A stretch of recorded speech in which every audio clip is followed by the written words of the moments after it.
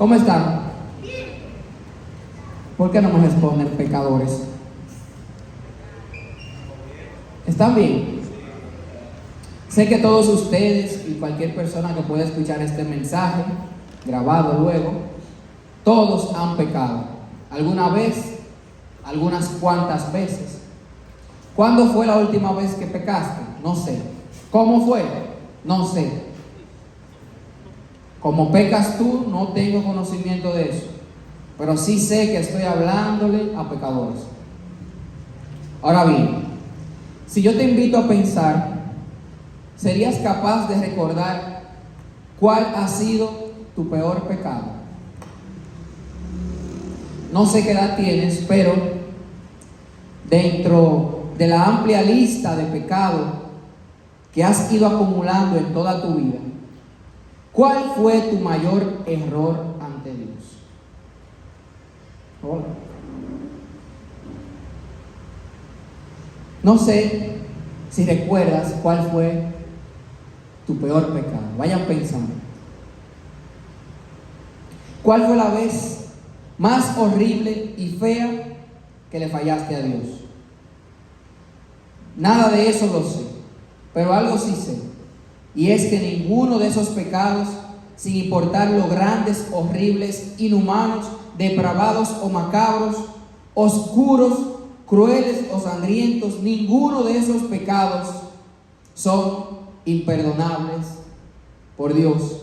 Y ninguno de ellos, sin excepción alguna, ningún pecado de esos puede hacer que Dios perdone y salve a aquella persona que se arrepienta de ellos. Tanto matar como mentir, fornicar, robar o chismear, todo pecado para Dios es igual. No importa si tu hermano peca robando y si tú solo pecas chismeando, ambos pecan e irán al mismo lugar de castigo eterno si no se arrepienten de eso. Aclarado eso, les tengo otra pregunta. ¿Qué tan limpio es tu corazón? ¿Cuánta maldad hay en tu interior? El tema de hoy puede parecer un poco repetitivo, pero es tiempo de pensar. ¿Será que realmente soy bueno? ¿Qué tan buena persona soy? ¿Qué tanto reflejo a Dios? Si me acompañan al libro de Primera de Samuel, volvemos a hablar de David. Por esto les digo que los que son fijos sabrán que tenemos varias semanas hablando del mismo personaje. David fue aquel joven que mató al gigante. En el capítulo 17, David mata al gigante. En el próximo capítulo, David se hace muy amigo del hijo del rey. El rey que mandó a David a pelear con el gigante. Bueno, quien realmente lo mandó fue Dios, pero el rey humano que estaba ahí en ese momento tuvo miedo del gigante y mandó a David, o permitió que David fuera. Entonces el hijo de ese rey fue muy amigo de David. Entonces, en el capítulo 18, versículo 5, dice que salía David a donde quiera que Saúl le enviaba y se portaba prudentemente. Y lo puso Saúl sobre gente de guerra, y era acepto a los ojos de todo el pueblo y los ojos de los siervos de Saúl. Dice aquí que David se portaba prudentemente y era acepto ante los ojos del pueblo y los ojos de los siervos de Saúl. O sea, David hacía lo que se tenía que hacer y lo hacía bien. Ahí mismo en el capítulo 18, los versículos desde el 6 hasta el 9, podemos ver que sucede algo con David, porque recordamos que en esta etapa David no era rey. ¿Quién era el rey? Saúl. Pero David hacía lo que se tenía que hacer y lo hacía bien.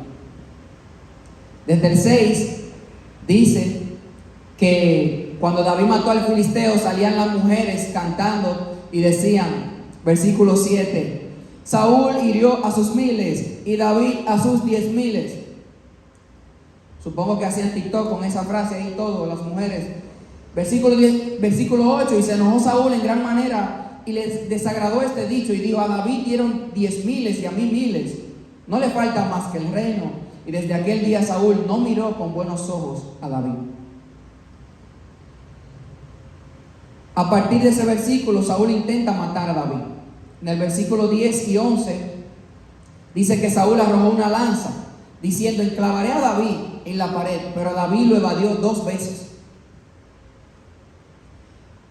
Desde los versículos 12 al 16, David hacía lo que se tenía que hacer, porque Saúl lo alejó de sí y lo hizo, versículo 13, lo hizo jefe de 1000 y salía y entraba delante del pueblo. Versículo 14, y David se conducía prudentemente en todos sus asuntos y Jehová estaba con él. Y viendo Saúl que se portaba tan prudentemente, tenía temor de él. Mas todo Israel y Judá amaba a David, porque él salía y entraba delante de ellos. David hacía lo que tenía que hacer y lo hacía bien. En el versículo 17 vemos que Saúl el rey quiere engañar a David y dice, entonces dijo Saúl a David, he aquí yo te daré Merab mi hija mayor. El rey Saúl le promete a su hija mayor, pero le engaña. ¿Por qué? Porque ahí dice, ahí mismo más para abajo, Saúl le promete a su hija, pero tenía que pelear. Entonces, más para abajo, la intención verdadera de Saúl está explícita aquí, dice, no será mi mano contra él, no soy yo que lo voy a matar, sino que será contra él la mano de los filisteos. La intención de Saúl era que los enemigos, al él enviar a David a pelear, que los enemigos mataran a David. Eso era la intención del corazón de Saúl. Entonces, ahí, en el versículo 17, vemos el primer intento de engañar a David de parte de Saúl. Ahora, en el versículo 21, bueno, si siguen leyendo se dan cuenta que David hizo lo que tenía que hacer, pero Saúl no le entregó a su hija. No le entregó a esa hija, se le entregó a otro. No cumplió. Sin embargo, Saúl tenía otra hija que también que estaba enamorada de David, y Saúl se entera y le dice, le voy a dar a esa, pero, versículo 21, yo se la daré para que le sea por lazo y para que la mano de los filisteos sea contra él. Y le dijo a David por segunda vez, tú serás mi yerno hoy, te voy a dar a mi hija. Pero Saúl tenía otra intención. Y Saúl manda a sus siervos a decirle a David que el rey te quiere como yerno. El rey quiere que tú te cases con su hija Mical. Versículo ahí mismo, capítulo 18, desde el 26 al 30, nos explica que David hacía lo que tenía que hacer y lo hacía bien. ¿Por qué? Porque Saúl lo mandó, le puso el reto, si tú quieres a mi hija Mical, quiero que me traigas 100 prepucios de filisteos. El que no sepa lo que es eso, que lo investigue después. Pero básicamente tenía que matar a 100 hombres para casarse con esa hija. Y David no hizo eso. David mató a 200. Entonces, David hacía lo que tenía que hacer y lo hacía bien. Y esa hija, sí, Saúl se la dio. En el capítulo 19, Saúl sigue tratando de matar a David. Pero el hijo de Saúl, amigo de David, habla con su padre. Saúl le dice, güey, pero ese muchacho lo que hace es pelear por ti, él no te ha hecho nada malo. Y dice Saúl, de verdad. Saúl le tira la lanza a su propio hijo. O sea, Saúl en verdad no quería saber de David. Entonces, David anda fugitivo y el rey pone guardias en la casa de Saúl para que en la casa de David, para que maten a David. Pero David escapa por una ventana y su esposa Mical hace un muñeco y en la cama, como con qué sé yo, no sé, con almohada o algo. Y cuando entran los soldados, ven que David no estaba, David había huido. Ella lo deja escapar y se quilla a su papá. Y bueno,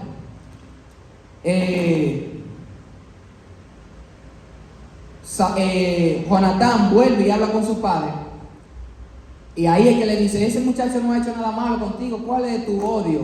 Y ahí Saúl dice: es verdad, es verdad. Y vuelve David a confiar.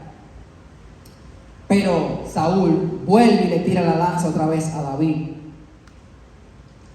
En una ocasión había una fiesta y David, asustado, no viene a la fiesta del rey.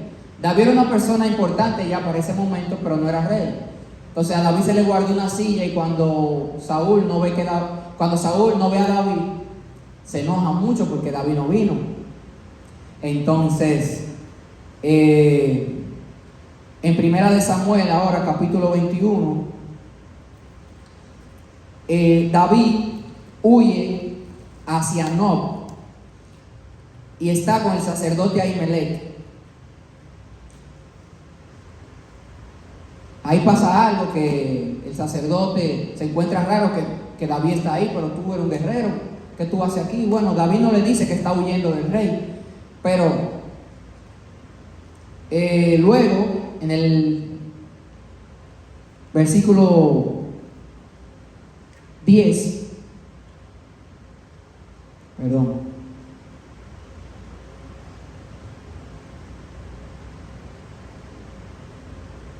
en el versículo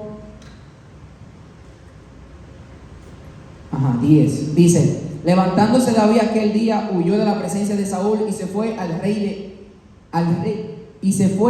Aquis, rey de Gat. Aquis, rey de Gat. Y los siervos de Aquis le dijeron: ¿no es el David, el rey de la tierra? ¿No es este de quien cantaban las danzas diciendo, hirió Saúl a sus miles y David a sus 10,000? Y David puso en su corazón esta palabra y tuvo gran temor de Aquis, rey de Gat, porque eran enemigos. Y cambió su manera de comportarse delante de ellos y se fingió loco entre ellos y escribía en las portadas de las puertas y dejaba correr la saliva por su barba. Y dijo Aquis a sus siervos: he aquí que este hombre es demente, ¿por qué lo habéis traído a mí? ¿Acaso me faltan locos para que me haya traído a este que hiciese de loco delante de mí? O sea, David, para que no lo maten, se tuvo que fingir loco, porque estaba en presencia de sus enemigos. ¿Por qué David estaba con sus enemigos? Porque estaba huyendo del que se supone que tenía que ser su rey. Bueno, era su rey, pero quería matarlo. Entonces David tiene que estar con sus enemigos haciéndose loco porque está huyendo. Entonces en el capítulo 22 dice: yéndose luego David de allí, huyó a la cueva de Adulam. Versículo 2: y se juntaron con él todos los afligidos y todo el que estaba endeudado y todos los que se hallaban en amargura de espíritu, y fue hecho jefe de ellos y tuvo consigo como 400 hombres. Espero que quede claro que David está siendo perseguido, está pasando mucho trabajo y llega a una cueva en donde había gente endeudada y todos los que estaban en amargura de espíritu. Les voy a leer otras versiones para que entiendan mejor la situación. Nueva versión internacional, 1 de Samuel 22:2 dice: además se le unieron muchos otros que estaban en apuros, cargados de deudas o amargados. Así David llegó a ser el comandante de unos 400 hombres. Nueva traducción viviente dice que comenzaron a llegar otros hombres que tenían problemas o que estaban endeudados o que simplemente estaban descontentos, y David llegó a ser capitán de 400 hombres. La versión Dios habla hoy dice que llegaron todos los oprimidos, se le unieron todos los oprimidos, todos los que tenían deudas y todos los descontentos, y David llegó a ser su capitán, como 400 hombres. Y por último, la versión traducción lenguaje actual dice que ese día también se unieron a David como 400 hombres. Todos ellos eran pobres que no tenían dinero para pagar sus deudas. Además, eran gente que sufría mucho y que ya no quería seguir viviendo así. Gente que sufría mucho y que ya no quería seguir viviendo así. De modo que David llegó a ser su líder. Y aquí me voy a detener un poquito a reflexionar junto a ustedes. ¿Cómo David llegó a ser comandante de los locos? David también tenía problemas, David también estaba huyendo, David tenía situaciones, David era fugitivo. Pero entonces en esa cueva donde se juntaron todos los locos, donde se juntaron toda la gente con problemas, dice gente que no quería ni siquiera vivir. Pobre, con deuda, con problemas, con situaciones. Imagínense eso. Lo peor, o sea, gente sin... ¿Cómo le explico? Yo me imagino que estaba lleno de personas de una clase baja, lo último de la sociedad. Pero dentro de ellos David se hace jefe, se hace líder, comandante, como usted lo quiera decir. Y esto es porque David quería ayudar a los demás desde siempre. O díganme si no fue lo que pasó, que David vio un gigante atemorizando a su gente y David dijo, yo lo hago. David siempre tenía ese corazón. Yo me imagino a David en esa cueva, él huyendo de un rey, pero viendo tanta necesidad, que el corazón de David lo llevaba a ayudarlos, porque por algo llegó a ser comandante de todos ellos, por algo. Y yo me pregunto, ¿quién en su sano juicio hace eso? Pobres, depresivos, endeudados, gente sufriendo, personas sin ganas de vivir. Me imagino que David hizo lo que él sabía hacer, cuidar sus ovejas. Recordemos que David viene de ser un pastorcito de ovejas.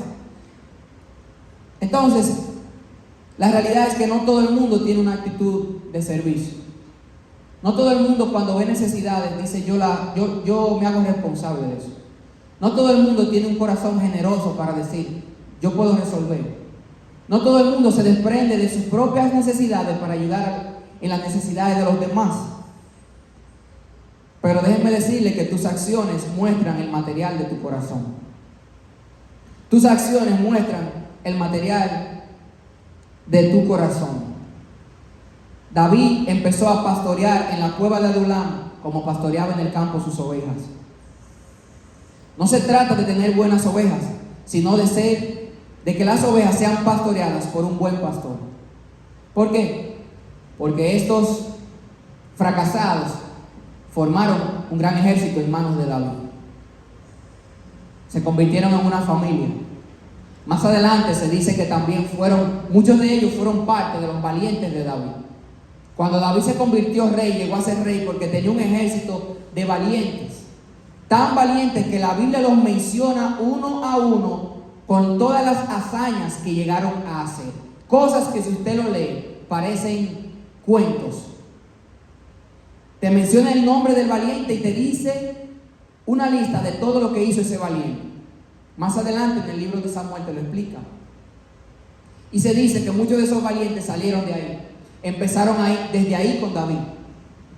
Pero ¿quiénes eran? Personas con necesidades, personas con problemas. Pero David era un buen pastor. David era una persona que sabía estar ahí para su gente.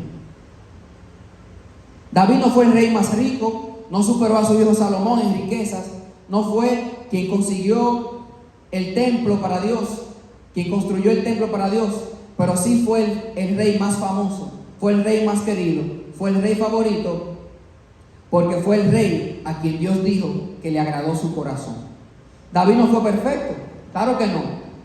David pecó bastante, incluso una vez cometió adulterio y fue infiel, se acostó con la esposa de uno de sus soldados y luego mandó a que ese soldado lo pusieran adelante en la fila para que lo mataran. O sea, como quien dice, lo mató él mismo. Pero Dios, a pesar de eso, dice que David tenía un corazón conforme al corazón de Dios. El corazón de David era conforme al de Dios, no porque David no pecara, sino porque se arrepentía. Lo que le gustaba a Dios era el arrepentimiento de David, no su perfección.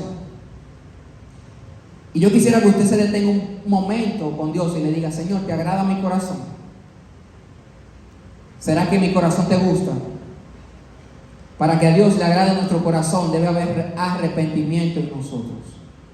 Arrepentimiento para que haya un corazón agradable delante de Dios. Arrepentimiento significa que aunque peque, no estoy conforme con ese pecado y elijo a Dios por encima de mi pecado. Abandono mi pecado porque elijo a Dios. Eso es arrepentimiento. Entonces, David servía. Por eso le llegaba a la posición, porque David hacía lo que se tenía que hacer. Y lo hacía bien. Si había necesidades en esa cueva, ¿qué hay que hacer? Resolver esas necesidades. Y eso es lo que hacía David, porque eso es lo que hace un pastor. ¿Qué tú necesitas? ¿Cómo puedo ayudarte? David hacía lo que se tenía que hacer y lo hacía bien. Y yo te hago un llamado, porque la verdad es que Dios nos manda a que estemos listos para hacer el bien. Debemos estar siempre listos para hacer el bien. Recuerden que David era un muchacho demandado, haciendo las tareas en la casa de su padre, haciéndole mandados a sus hermanos. Leímos que le hacía mandados al rey, porque el rey lo mandaba y lo hacía todo bien. Entonces, yo llegué a la conclusión de que cuando los mandados no nos suelten, sigamos haciendo los mandados bien, porque a algo nos va a llevar eso. A algo nos tiene que llevar eso, como lo llevó a David. En 1 Samuel, capítulo 24, David siguió huyendo de Saúl, pero en una ocasión David se encuentra con Saúl. 1 Samuel, capítulo 24. Saúl anda con 3,000 hombres persiguiendo a David. Y versículo 3, cuando llegó a un redil de ovejas en el camino, donde había una cueva, entró Saúl en ella para cubrir sus pies. Me pareció muy curioso que dice la Reina Valera de que cubrir sus pies. Eso significa que entró a hacer sus necesidades en la cueva. Y David y sus hombres estaban sentados en los rincones de la cueva. Entonces los hombres de David le dijeron: este es el día que Dios puso, te entregó a tu enemigo en tu mano para que lo mates. Esta es la oportunidad, David. El que te anda persiguiendo, el que te anda haciendo la vida imposible, míralo ahí, es ahora o nunca. Si David lo mataba, ya iba a tener tranquilidad, porque el problema de David, de estar huyendo, tener que estar haciéndose el loco, pasando todo ese trabajo, era que Saúl quería matarlo. Entonces, tiene la oportunidad de matarlo, ¿y qué sucede? Versículo 5.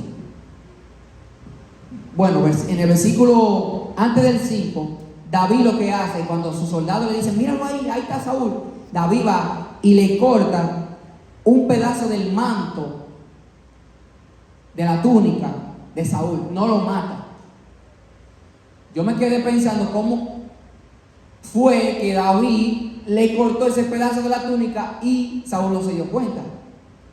Pero versículo 5 dice: después de esto, cuando le cortó el pedazo de la túnica, se turbó el corazón de David, porque había cortado el manto de Saúl. Él se preocupó por cortarle un pedacito del manto. Y le dijo a sus hombres: Jehová me guarde de hacer cosas contra mi Señor, el ungido de Jehová, que yo extienda mi mano contra él, porque es el ungido de Jehová. Y así reprimió David a sus hombres con palabras, y no les permitió que se levantasen contra Saúl. Y Saúl, saliendo de la cueva, siguió su camino. También David se levantó después y, saliendo de la cueva, dio voces detrás de Saúl diciendo: mi señor el rey. Saúl salió y David le dijo: no, yo no le voy a hacer daño al rey, el ungido de Dios. David se sintió mal por haberle cortado un pedacito.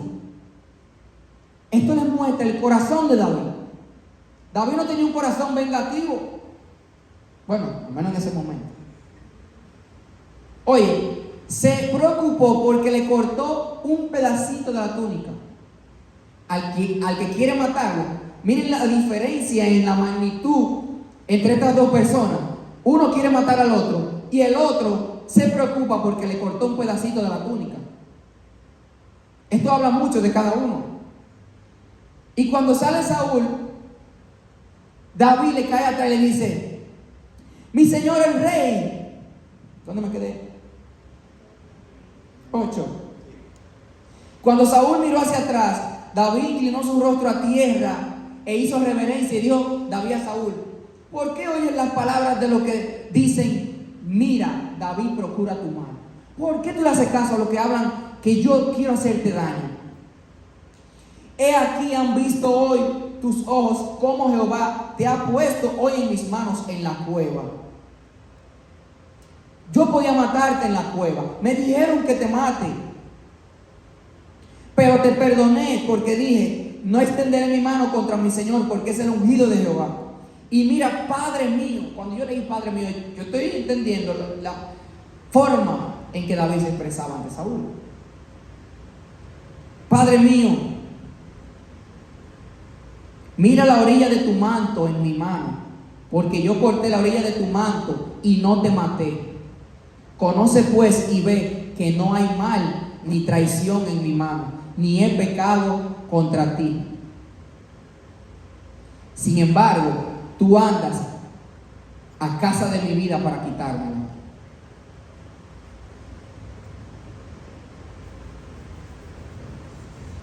Juzgue Jehová entre tú y yo, y véngueme de ti Jehová. Pero mi mano no será contra ti. Como dice el proverbio de los antiguos: de los impíos saldrá la impiedad, así que mi mano no será contra ti. David se expuso a que en ese momento el rey hiciera lo que quisiera con él, porque lo enfrentó cara a cara. David hizo un esfuerzo poniendo su vida en riesgo, pero buscando la reconciliación. David corrió el riesgo de morir, pero buscando la reconciliación. Y le dijo: mira, yo pude matarte y no te maté. Mira, revisa tu ropa. Yo te corté un pedazo de tu ropa, pero no te maté. Yo no deseo el mal contra ti, pero tú me quieres matar. Que Jehová tenga la venganza, que Él haga justicia. El versículo 13 dice: de los impíos saldrá. ¿Qué saldrá de los impíos? ¿Qué saldrá de los impíos? La impiedad. ¿Qué está queriendo decir David con esto? Yo no soy impío para que salga de mi impiedad. Si yo hago contigo lo que tú quieres hacer conmigo, estoy diciendo que tú y yo somos iguales. Y yo no soy igual que tú. Yo no voy a hacer impiedad, porque yo no soy impío. Si actúo igual que tú, es porque soy igual que tú. David se negó a matarlo y le enseñó a todos los que andaban con él algo que se llama el perdón. Porque nadie en su sano juicio, a menos de que Dios esté con él o con ella, perdona a alguien así. Y más si es tu vida que corre peligro. Yo creo que nosotros llegamos hasta donde nuestra vida no corra peligro. Todo el mundo ama al prójimo hasta donde no nos afecte. Pero cualquiera salvaría su vida. Sin embargo, David llegó al punto de correr peligro por mostrar misericordia y perdón.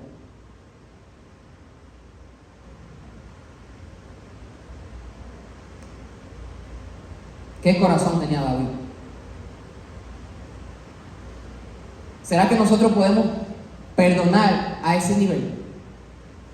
Que aquella persona que nos persiga, nos ataque, nos hiera, nos tire las lanzas, nos ponga trampas, nos quiera ver caer, que escuche todo lo que dicen de nosotros siendo falso, ¿será que nosotros podemos perdonar a nuestros enemigos a ese nivel? Yo quiero que usted guarde el versículo 13 en su corazón. De los impíos sale la impiedad. Cada vez que nosotros sacamos algo malo, estamos diciendo que no somos buenos. Si estamos sacando impiedad es porque somos impíos. Y esta es la importancia de este mensaje. Yo creo que ya está bueno de tantos cristianos que dicen ser cristianos, pero no reflejan actitudes cristianas. Si Cristo está dentro de nuestro corazón, si llevamos a Cristo por dentro, nuestras palabras tienen que reflejar a Cristo. Nuestras acciones tienen que reflejar a Cristo. Donde lleguemos. David fue odiado por Saúl, perseguido por Saúl, pero ¿por qué ustedes creen que Saúl odiaba a David? Es fácil de entender por qué David hacía las cosas bien. David hacía lo que tenía que hacer y lo hacía bien. Y esto es suficiente para que cualquiera sienta envidia. Cuando Dios está en la vida de una persona, eso va a traer presión. Eso va a traer, ¿cómo se llama?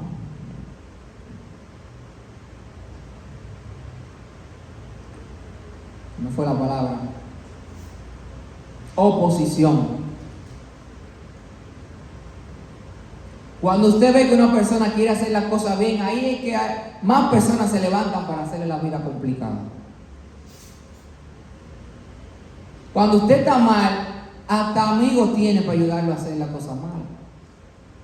Y cuando usted quiere hacer las cosas bien, cuando usted quiere agradar a Dios, irónicamente, todo va a estar en tu contra. Y tú vas a sentir, pero Dios mío, ¿y qué?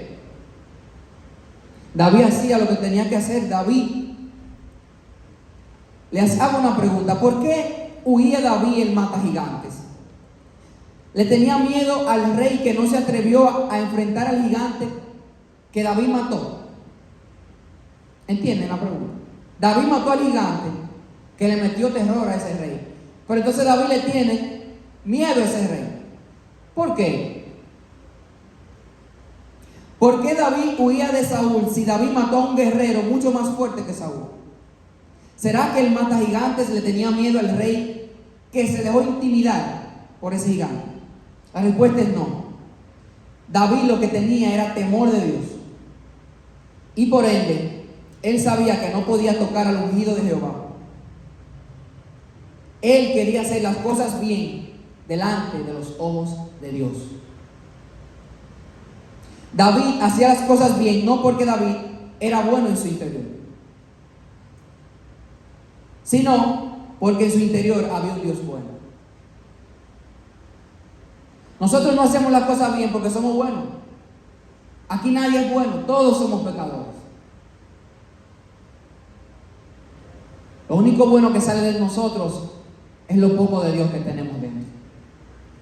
Y muchas veces no hacemos las cosas bien por nosotros mismos, es porque Dios nos ayuda. No es que David era santo y puro, pero vivía para el Dios santísimo y puro. Entonces el temor que David le tenía a ese Dios hacía que el comportamiento de David fuera un comportamiento bueno. David no mató a Saúl en la cueva, pero otra pregunta interesante: ¿a dónde le llevó a hacer las cosas bien? ¿A dónde nos lleva a hacer las cosas bien si la realidad de la vida cotidiana es que vemos tantas personas malas que le va bien, prosperando, tantos pecadores que les va bien? ¿Para qué sirve hacer el bien? Gálatas 6:9 dice, este es el versículo principal de este mensaje: no nos cansemos pues de hacer el bien, porque a su tiempo segaremos si no desmayamos. Si está en pantalla, le pido que lo repitan conmigo a la cuenta de 3. 1, 2 y 3. No nos cansemos pues de hacer el bien, porque a su tiempo segaremos si no desmayamos. Déjamelo ahí. porque hay que analizarlo y guardarlo muy profundo. No nos cansemos significa que cansa. ¿Alguien se ha cansado de hacer las cosas bien? ¿Alguien se ha cuestionado y ha dicho, wow, pero ¿de qué me sirve tanto luchar? Si nadie valora, si nadie lo ve. Si fulanito hace todo mal y mira cómo está mejor que yo. Si aquella persona no es un hijo de Dios, no vive para Dios, ni siquiera se esfuerza para que las cosas salgan bien y mira qué bien le va. Y yo, ¿le ha pasado? ¿Lo han pensado? Gálatas 6:9 para ti. No nos cansemos pues de hacer el bien.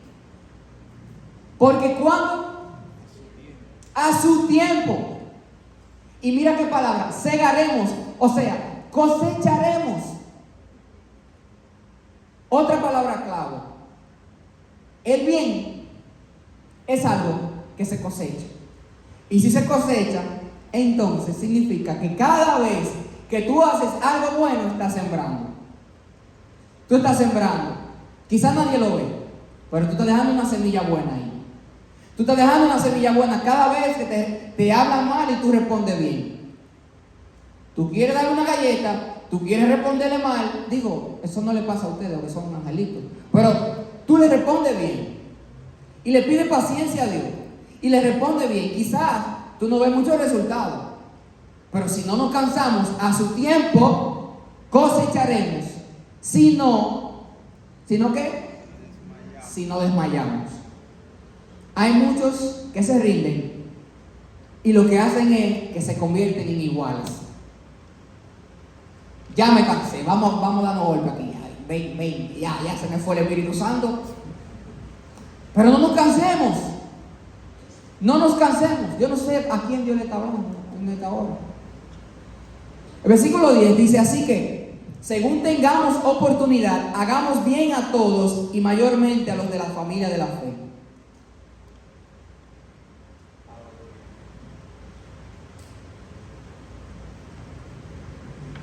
En una ocasión, David,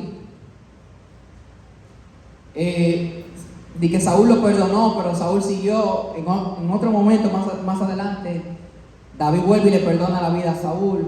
Al final, Dios se encarga de Saúl. David no hace nada malo en contra de Saúl, por el corazón que tenía David. No porque Saúl no se lo merecía, porque realmente hasta yo quisiera. Saúl estaba muy mal porque David no le hizo nada a ese pobrecito. Pero Dios se encargó de Saúl. En una ocasión, David, en esos momentos de persecución, donde él estaba huyendo, en 1 Samuel 29, David, versículo 6, no, perdón, aproximadamente, capítulo 27, David va donde sus enemigos otra vez. Versículo 1. Dijo luego David en su corazón: al fin seré muerto algún día por la mano de Saúl. Nada, por tanto, me será mejor que fugarme a la tierra de los filisteos, para que Saúl no se ocupe de mí y no me ande buscando más por todo el territorio de Israel. Así escaparé de su mano. Se levantó pues David y con los 600 hombres que tenía consigo, ya vemos que tiene un ejército más grande, ¿verdad? Se pasó a Aquis, hijo de Maoc, rey de Gad, y moró David con Aquis en Gad, él y sus hombres. Te lo voy a parafrasear. David huyó de Saúl porque la gente de él, o sea, Saúl como rey, toda su gente de donde David era, estaba en contra de él. Entonces David se tuvo que ir a donde sus enemigos para refugiarse de lo que lo estaban persiguiendo. ¿Qué hizo David para sobrevivir con sus enemigos? Trabajar para ellos. David le dijo: estoy aquí, cualquier cosa que tú me necesites. Ya conocían a David. David fue en son de paz. Aunque eran enemigos, David llegó chilling. David llegó para sobrevivir con 600 hombres. Y le dijo: estamos aquí, rey, lo que usted quiera. Entonces el rey lo mandaba a misiones y David todo lo que hacía, lo hacía bien. Entonces David le va bien hasta con sus enemigos. Y el rey de Gat le coge confianza y le dice: tú vas a ser mi seguridad personal. Pero entonces en una ocasión, David va a pelear, el rey de Gat con más enemigos de Saúl van a pelear contra la gente de David, contra la gente. Yo no quiero que se confundan. La gente buena son los de Saúl, pero son malos porque están persiguiendo a David. ¿Me doy a entender? Entonces David está con los malos. ¿Se perdieron? Sí, no.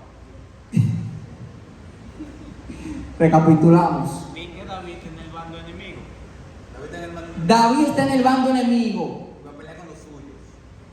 Pero como David está con los malos, ya los malos como que son buenos para él.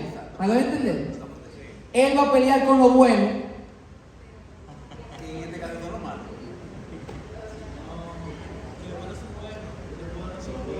David iba a pelear contra los de Saúl. ¿Se entiende?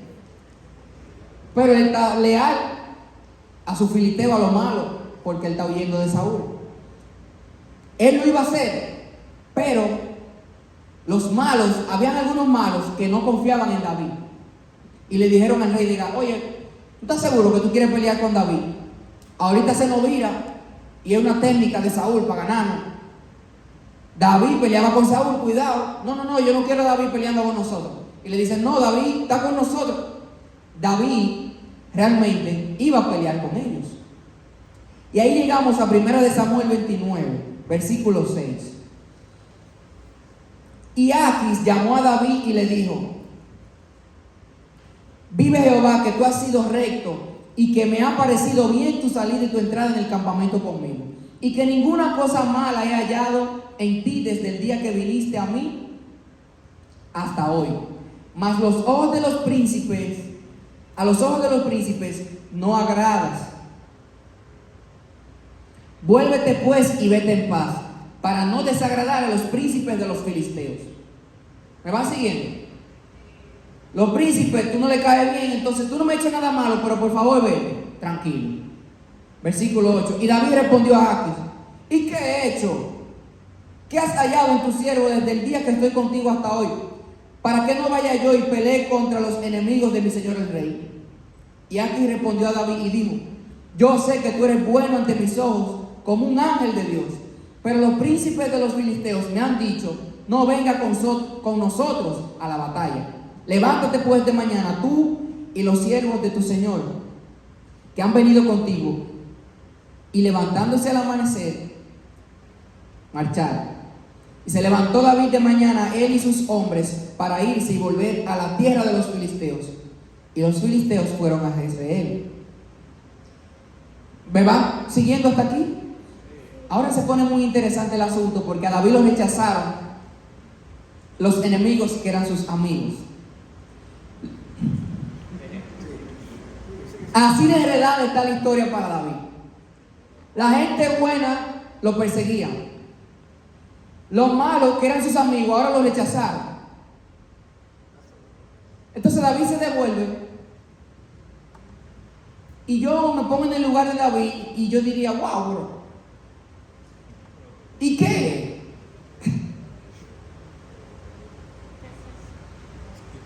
Y entonces, ¿qué situación?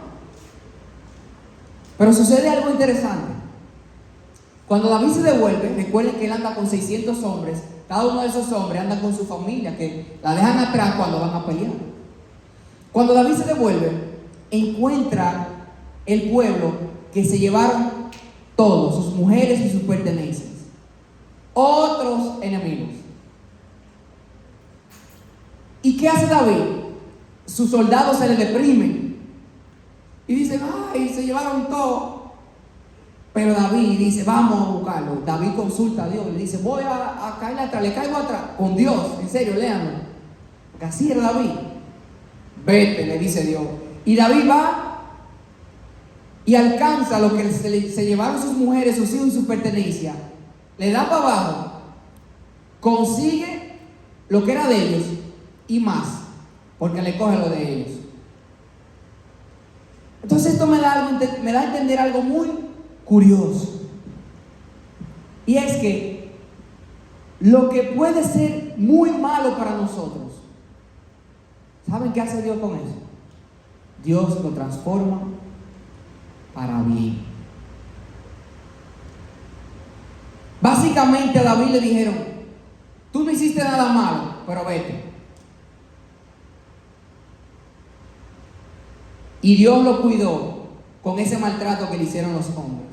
Si a David no lo hubiera rechazado, él no hubiera podido darse cuenta de que le habían robado todo en su casa y en la ciudad. Y la verdad es que todo obra para bien para los escogidos de Jehová. Para nosotros que amamos a Dios, todas las cosas nos ayudan a bien. Porque Dios tiene un plan. Y muchas veces nos encontramos en ese momento en donde decimos: Señor, pero ¿y ahora? ¿Y qué? Lo que no sabemos es lo que viene más allá. Muchas veces Dios lo que está haciendo es cuidándonos en medio de ese proceso. Yo no digo que todos los procesos quizás son Dios que los provoca. Muchas veces los procesos son consecuencias de nuestras acciones. Lo buscamos nosotros mismos. Pero hay muchas veces que esas situaciones difíciles que tú dices: pero ¿y qué?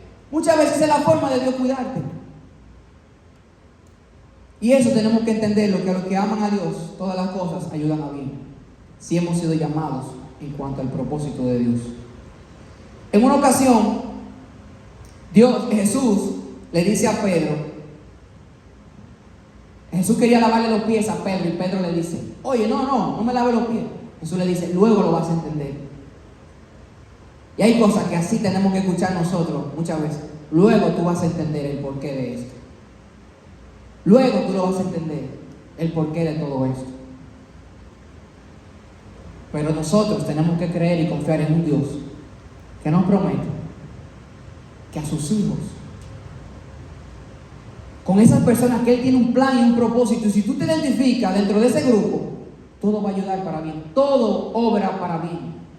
David en ese momento, no había manera de que él supiera que todo iba a obrar para bien, pero Dios tiene un plan. Ahora, en ese momento él estaba huyendo, él estaba siendo perseguido, él estaba sufriendo, él estaba aguantando, pero luego le esperaba un trono, un reinado y muchas cosas bonitas.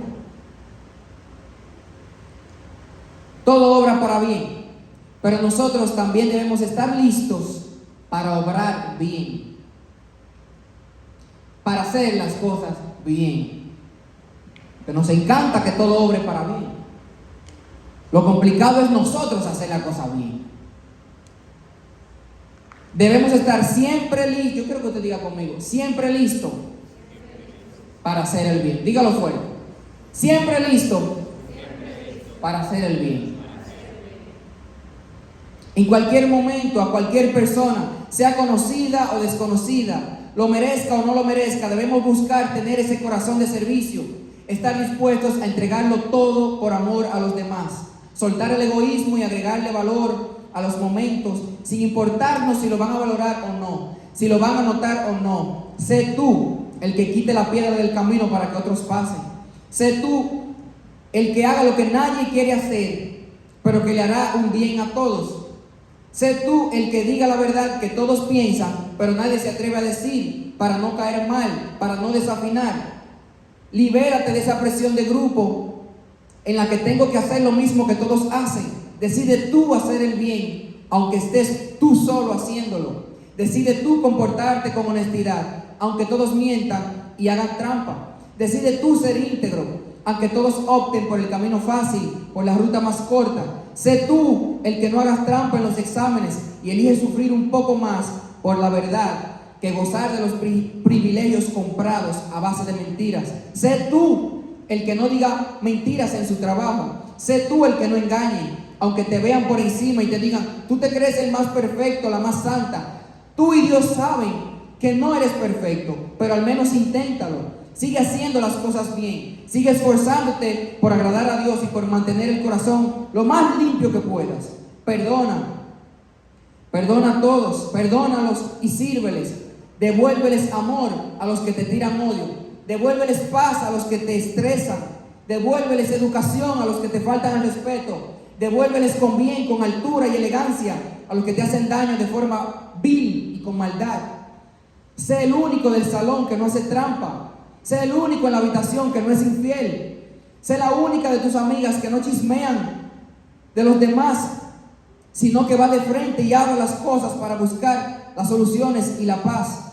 Sé el único de tus hermanos que honra a sus padres y que no es rebelde ni desobediente. Sé el único que hace el bien que Dios nos manda hacer.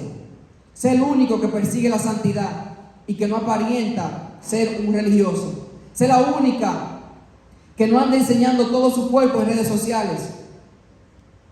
Sé el único que marque la diferencia. Sé el único que lucha aunque cueste. Creo que ya está bueno de que los cristianos no actúen como Cristo. He visto personas cristianas que en una historia de su Instagram suben un versículo y cuando tú continúas, la historia está en la iglesia, ¿verdad? La iglesia y un versículo. Y tú sigues la otra historia y en la otra historia te encuentras una canción del conejo malo y enseñando la cosa para los siervos. La misma persona. He visto a cristianos que tienen en su perfil un versículo de la Biblia y ahí mismo también el signo zodiacal. ¿Cómo es? ¿Cómo se llama eso? Eso. Al mismo tiempo, la misma persona. Yo soy peces. ¿Cómo es? Acuario. ¿Cuáles son los otros? Capricornio. La misma persona. Un versículo de Dios, pero también otro. Caballero de la 12 casa.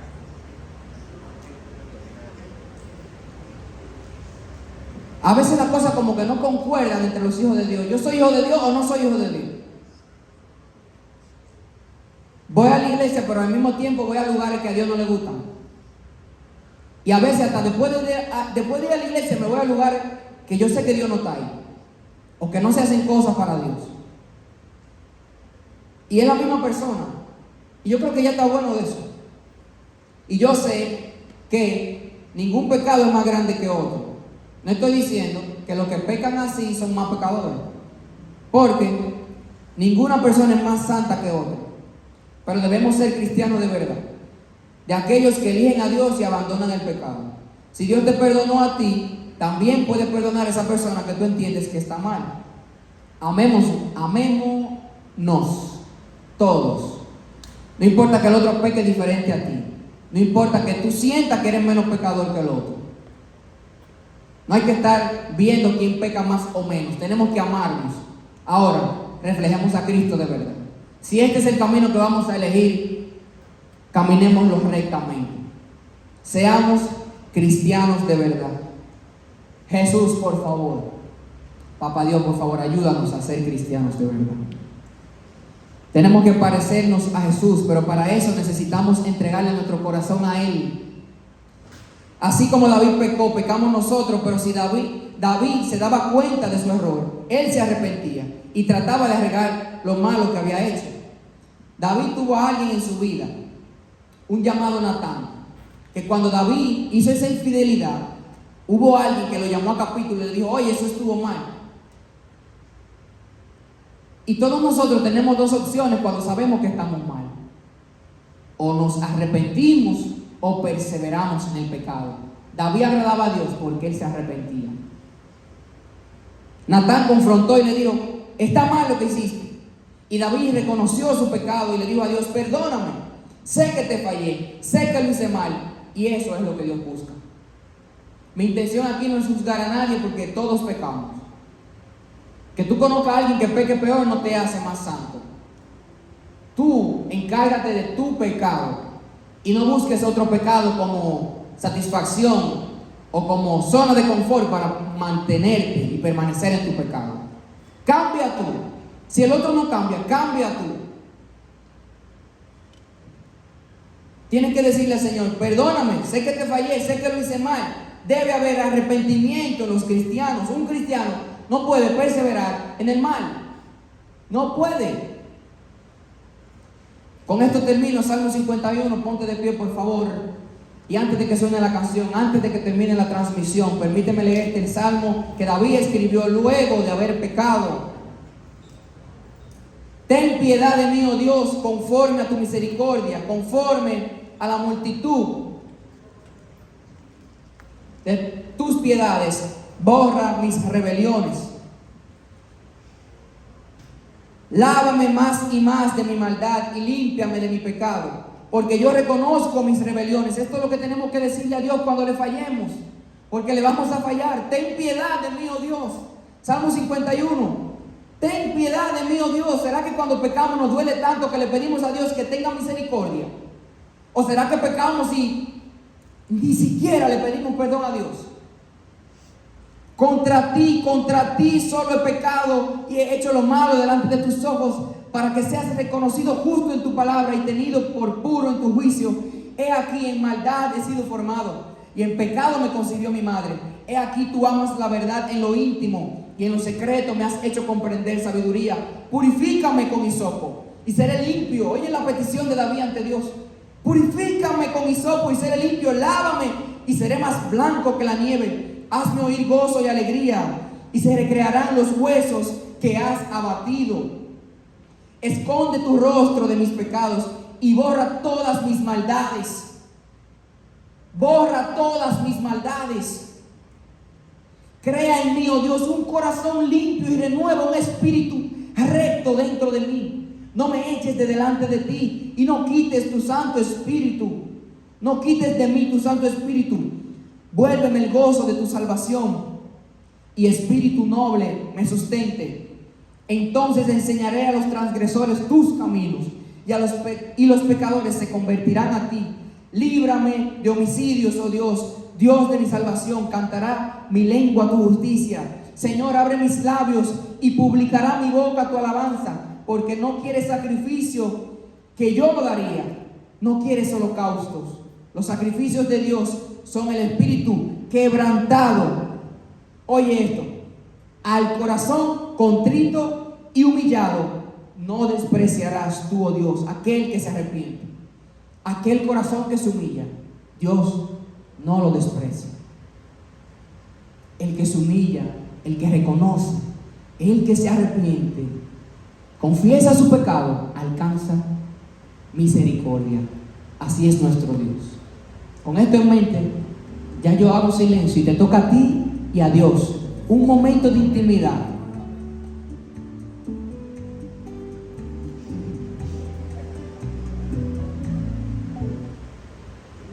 Un momento de intimidad, en serio, para que pensemos